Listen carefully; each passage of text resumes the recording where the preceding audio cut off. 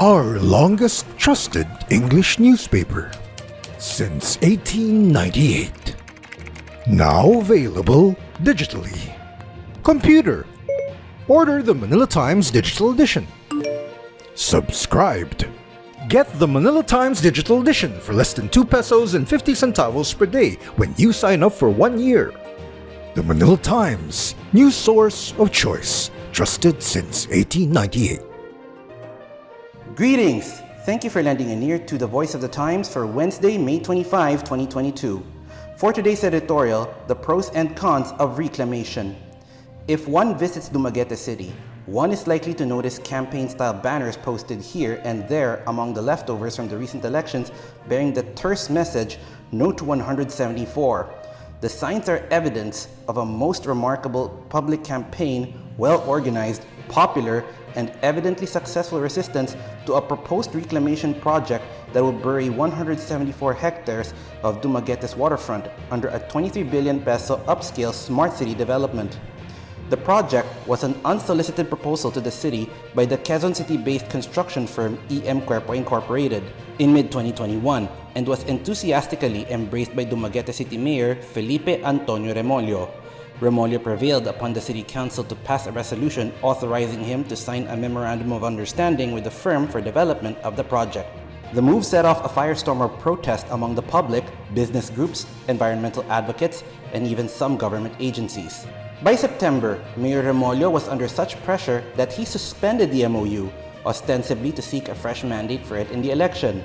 While he is easily re-elected for a third term, the endorsement he was hoping to receive to continue with the controversial development was withheld with a vengeance.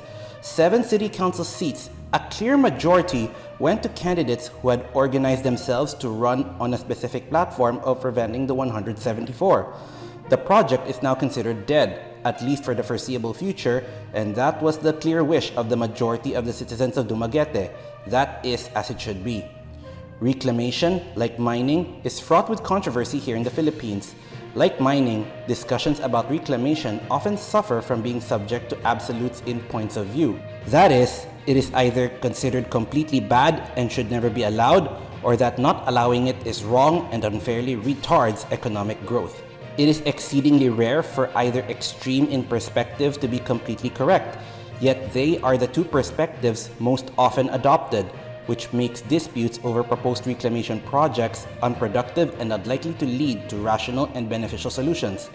There are uses for reclamation and areas where it can be done in such a way that environmental and social consequences can be avoided or adequately mitigated, and there are places where reclamation should be avoided. From our perspective, the new Manila International Airport project in Bulacan, despite resistance to the project from some quarters, is an example of the former. The aborted Dumaguete project is an example of the latter. There should be 3 questions asked and decisively answered when any reclamation project is proposed. First, is there a compelling economic and social need for the project, or does it offer economic and social opportunities that are so compelling that they cannot be ignored?